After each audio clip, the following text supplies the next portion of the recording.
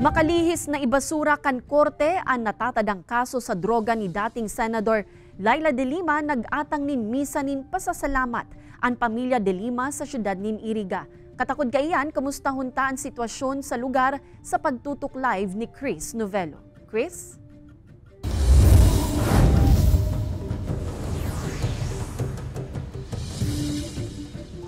Kate, inatindiran kan mga paryentes, amigo asin amiga ni dating Senadora Leila de Lima ang misa ning pasasalamat makalihis na maklear sa gabos na drug charges na sa iyang kinakahampang. Sa wakas, nangyari na subuot ang haloy ng pinapangapodan na pinapangadji kan pamilya de Lima na ibasura kan korte ang drug cases na kinakahampang kan dating Senadora Attorney Leila de Lima.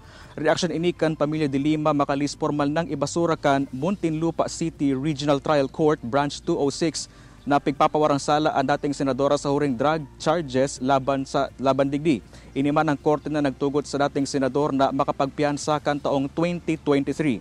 Katakod kayan ko mapasasalamat sa rong misa ang ginibukan pamilya sa Fatima Chapel digdi sa San Agustin, Iriga City. Ang misang ini bako lang subuot pasasalamat sa pagkakaakwit kan dating senadora sa drug cases na kinakahapang kay ni kundi pasasalamat man duman sa mga nakikisimpatiya sa pamilya asin nagtubod na inosente si de Lima sa mga sahot sa iya.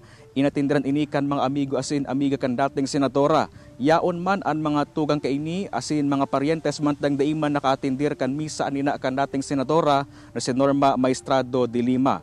Daiman nakauli sa Iriga City ang dating senadora na nasa Metro Manila Pangunyan.